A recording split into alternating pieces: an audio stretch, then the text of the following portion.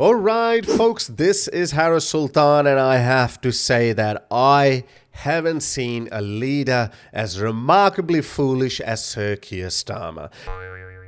And that's saying something because we have seen leaders like Justin Trudeau, but Trudeau has nothing on Keir Starmer when it comes to making one stupid decision after another. Back in 2013, when he was the Director of Public Prosecutions, he said too many investigations into comments on networks like Twitter would have a chilling effect on free speech. Fast forward 11 years, and now he's jailing people en masse over social media posts.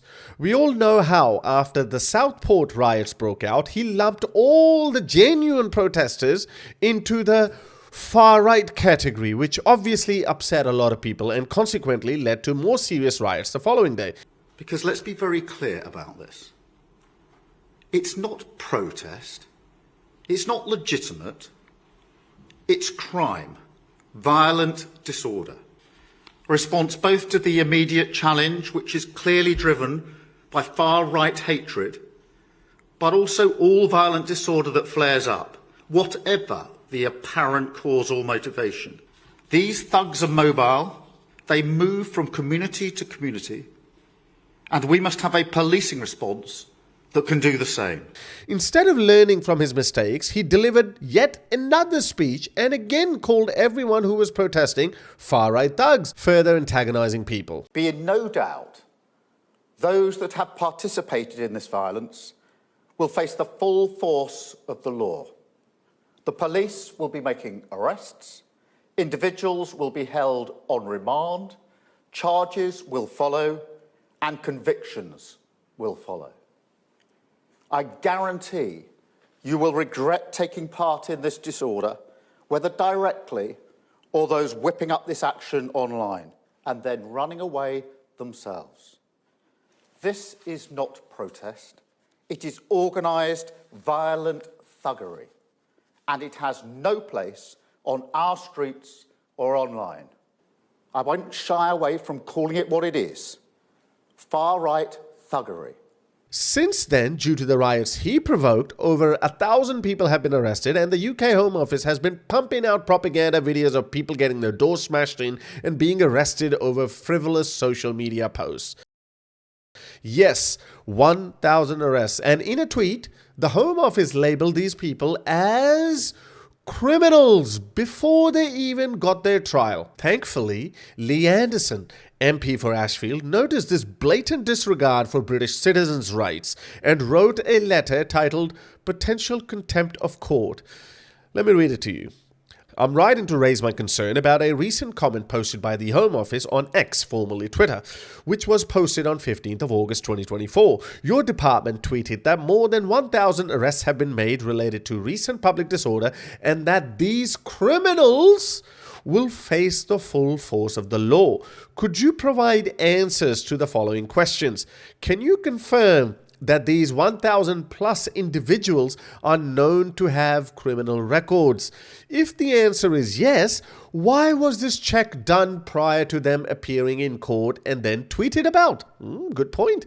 If the answer is no, the individuals have not had their criminal record checked prior to appearing in court, why has the Home Office referred to them as criminals? Bingo!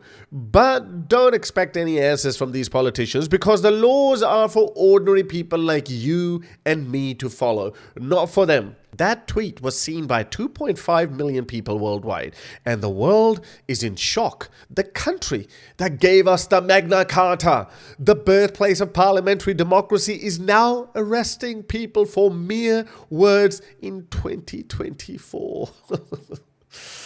I can't handle it. Anyway, as if that wasn't enough, just a couple of days ago, our two-tier Keir went to Northern Ireland and stupidly called Irish protesters clearly racist. The disorder is intolerable. It is incapable of justification. It's clearly racist. Now, according to some polls, nearly 52% of the Irish public is against mass migration and is worried about increased migration. Starmer's solution to that? Just call everyone racist, just as he did in England. Anyway, this guy has totally lost it, and I think he will be forced to resign at some point. There's got to be a leadership coup within his party. I don't think you can continue governing when you antagonize such a large segment of your population. His comments have been insulting, divisive, and above all, inflammatory. His job is to unite the people, not further antagonize them. Back to mainland England. The Home Office has now said that they will treat misogyny as extremism. A lot of people think that this is aimed at Andrew Tate. Those of you who have followed me long enough know how I have tried my best to debunk the dangerous ideas of Andrew Tate. The only way to curb bad ideas is to counter them with better ideas. Not only is it stupid, but we already know that this new legislation will not be applied fairly across the board. Are they going to arrest Muslim propagandists for advocating FGM, child marriage, or even wife beating that they so openly and boastfully broadcast on their platforms? You asked me, would I allow my daughter to get married at 9? I'm saying the analogy is wrong because our teachers the woman has to be sexually, mentally, and physically ready. That means if my daughter wants to menstruation, hold on, let me finish. If my daughter reached the age of menstruation at 9 years old, I would say you are ready. You are ready to get married. You and I already know the answer to that question, but instead, if you say that a person carrying XY chromosomes is not a woman, you could now be charged with misogyny under the new legislation. Well, that's just a misogyny bill. But what about the Islamophobia bill that is coming, which I so successfully predicted? Sorry, you don't always get your predictions 100% correct, so I have to keep rubbing that in. Anyway, the Home Secretary, Yvette Cooper, vows to crack down on the promotion of hateful beliefs. Yay, now Yvette Cooper is going to crack down on all those misogynistic, barbaric, violent Quranic verses and hadiths. Bum, bum. No.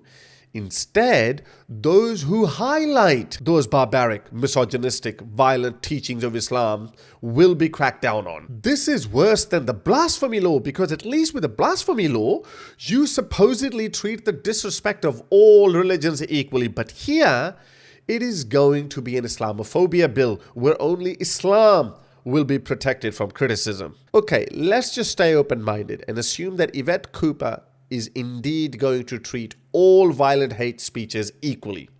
Be it Ali Dawa, Dili Hussein, Mohammed Hijab, they will all be prosecuted for spewing out their hateful rhetoric. Reason why you have to fight them is because they are Jews and Christians. Of Birmingham will not tolerate the disrespect of our Prophet, peace be upon him, and there will be outcomes from your actions. You will have repercussions for your actions.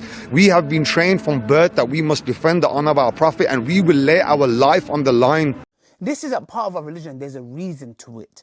Yeah, there's a reason why there's a capital punishment, because people like you, little weaklings who leave their religion and cause corruption in the land by spreading it, the capital punishment in Islamic law would be applied to you. We have no doubt, and we're proud of that. Yeah, capital punish will be applied in an Islamic state. Yeah, not individuals going and doing it themselves like idiots. Yeah, no, under an emir, it is done. Yes, and we, you know what, we'll be watching.